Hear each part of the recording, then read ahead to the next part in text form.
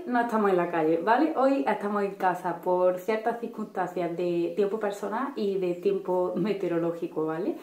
Pero bueno, he pensado también que para las veces que no tenga tiempo de hacer un pequeño viaje para mostraros algo, pues también grabar algo en casa, cosas interesantes relacionadas con los viajes. Y hoy vamos a hablar de los toros de Osborne.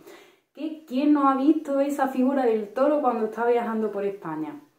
Creo que todos. Y se ha convertido como una figura nacional que representa a España, ¿no? Pues hoy vamos a ver sus orígenes, por qué se convirtió en esto y cómo ha llegado a esto, ¿vale? Así que empezamos. Para empezar con la historia nos tenemos que retroceder a los años 50, ¿vale? Concretamente en 1956, que la empresa de brandy Osborne quería hacer algo a lo grande, ¿vale? Quería tener como una campaña publicitaria muy grande y muy impactante.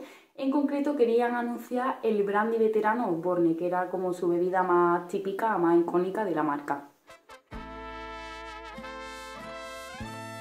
Para entender el origen hay que remontarse a 1772, cuando el joven comerciante inglés Thomas Osborne Mann funda el puerto de Santa María, en Cádiz, una empresa dedicada al comercio de vino, o sea que tiene más de 200 años de historia.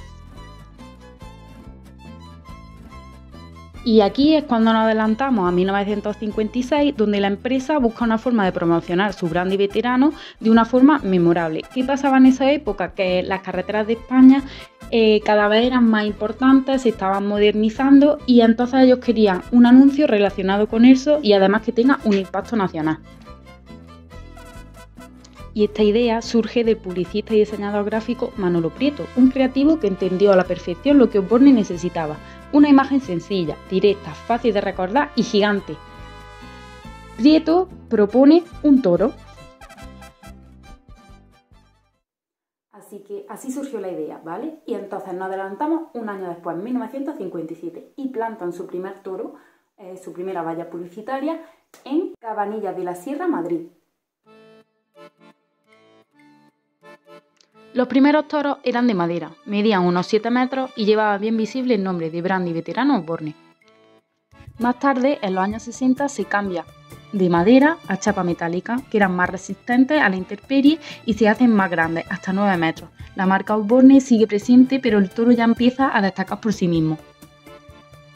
Y en los años 70 y 80 llega la transformación definitiva. Los toros se hacen negros, pierden la marca comercial, es decir, que le quitan el nombre, y alcanzan su tamaño máximo, 14 metros. La silueta minimalista y elegante que conocemos hoy, es decir, lo que vemos por las carreteras hoy, es el anuncio que se convierte ya en los 70 y los 80. Vale, ya en estas décadas pues se va pareciendo más a lo que conocemos hoy en día. Claro, también hay que tener en cuenta la época. Este tipo de marketing empezó en los años 50, cuando España pues se estaba modernizando todavía un poco, estábamos en la época franquista, eran normal los toros y todo eso, entonces claro, era como una parte muy representativa de la cultura española, ¿no? Y por eso decidieron poner esta figura, además que es súper típico, o sea, cuando vamos de viaje siempre vemos uno por alguna parte, la verdad, y ya tanto para turistas como para los propios españoles es como normal verlo así. Y claro, tú piensas que eso, que en esa época pues ya se parecían más a lo que vemos ahora. Volvemos a adelantar otra vez un poquito más en el tiempo y llegamos a 1988. ¿Qué pasa? Que cambia la Ley General de Carreteras y prohíben la publicidad cerca de las carreteras. ¿Por qué? Obviamente por razones obvias de no distraer a los conductores para que estén concentrados en que estás conduciendo y evitar accidentes. Y entonces aquí surge un problemita con estas vallas publicitarias. La ley era clara, se acabó la publicidad en las carreteras y todos los toros de Osborne, por mucho que fuesen icónicos, son anuncios, por lo que la Dirección General de Carreteras ordena retirarlos todos. Vale, y entonces, ¿cómo es que a día de hoy seguimos viendo estas vallas publicitarias? Bueno, aunque actualmente no son vallas publicitarias, pero os cuento. Y es que el pueblo se movilizó, artistas, intelectuales, políticos, ciudadanos de a pie. Todos querían defender al toro, se recogieron firmas, se hicieron manifestaciones, se escribieron artículos de prensa. La lucha llegó hasta el Tribunal Supremo y en 1997 surgió un milagro, digamos. El Tribunal Supremo indulta al toro Osborne, que esto significa que dictamina que, aunque nació como publicidad, ha superado esa función y se ha convertido en patrimonio cultural y artístico de España.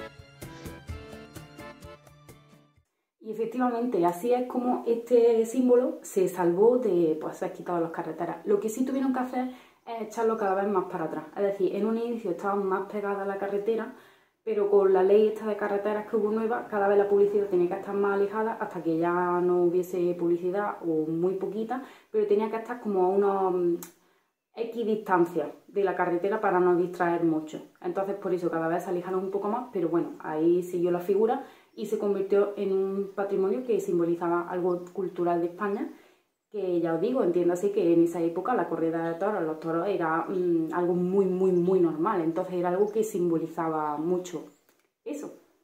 Y bueno, aquí acaba nuestra curiosidad de hoy, que sí que es verdad que ha sido cortita, pero bueno, es algo que está relacionado con el viaje, ya que yo viajo mucho por carretera y desde pequeña he visto estos símbolos, siempre me he preguntado, pero ¿por qué está eso ahí? O sea, sí que es verdad que el símbolo del toro está en muchas partes por la cultura española y tal, pero claro, es como, ¿por qué está eso ahí?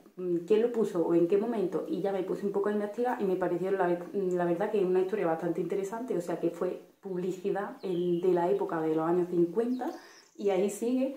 Bueno, hay muchos sitios que no hay, pero en otros sitios sí. De hecho, creo había más de 500 en la época y tal cuando lo pusieron y ahora creo que quedan como unos 90 o menos o así. Pero bueno, ahí sí, la verdad que me daba mucha curiosidad y espero que os haya gustado el vídeo. Si os haya gustado y queréis seguir viendo curiosidades y sitios y tal, pues podéis suscribiros.